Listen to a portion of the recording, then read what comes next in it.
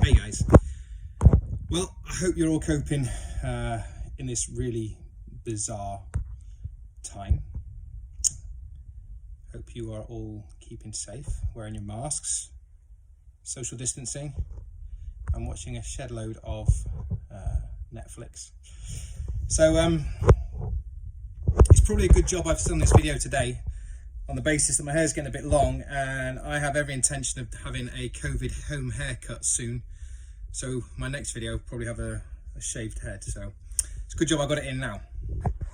So the question I've been asked to look at is, why does a loving God allow people to die? And there's quite a few, it's a massive topic, so to answer this in just a couple of minutes is quite difficult, but I'm going to give it a crack and see what you think. And the next thing, so a little bit of a escape clause for me is, I don't know all the answers, and you may be disappointed with my answer at the end of this, but hopefully this will put a few queries answered in your head. So, why does God allow people to die? Why does he allow suffering?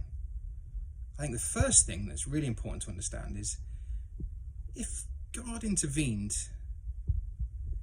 every time someone was going to die, or every time someone was suffering, then, hang on a second guys, one of the goats has escaped.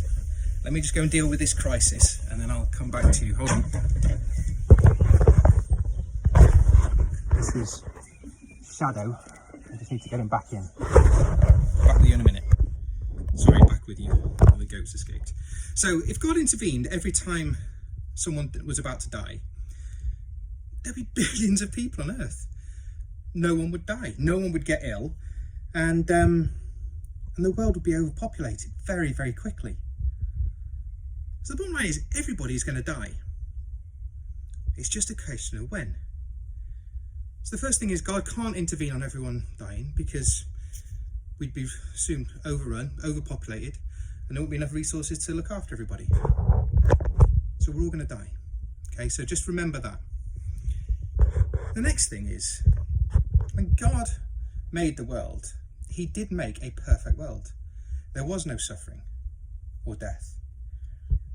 But it was man, it was Adam and Eve who sinned by eating an apple, by obtaining knowledge of life, and in doing so, they introduced suffering and death to the world. So it wasn't God, it was man. So we are the authors of our own demise. We're responsible for it.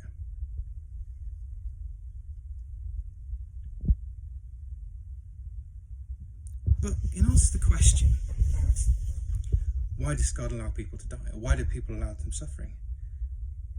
I actually can't answer that question. Why is it someone like Captain Moore, who's just walked 100 times around his garden, can live to 100, whereas on the same day, a 15-year-old can get run over and killed on a road? Why is it some people can live a healthy life, and yet other people battle with illness and cancer? Like our good friend Rob Bastable, who used to be one of the youth leaders. He suffered for ages with cancer and then died far too early. Why? And that is a question I can't answer. And that is something you may be disappointed in. Because nobody knows. And only God can answer that question, and that will be answered when we get to see him. The thing is, God does not preserve us from suffering.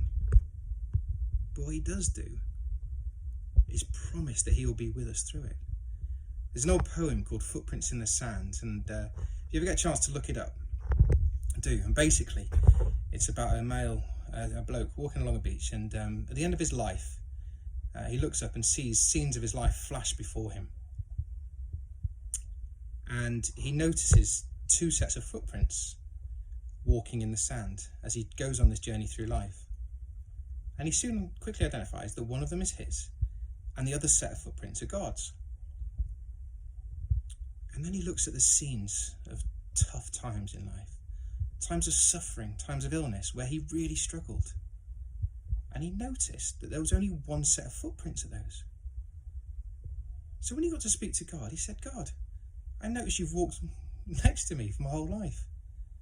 But why is it at times I found the hardest, times I struggled, and I needed you the most, there's only one set of footprints? And God replied, my son, it's at those times I carried you. As I said, God doesn't preserve us from suffering, but he does promise to be with us through it.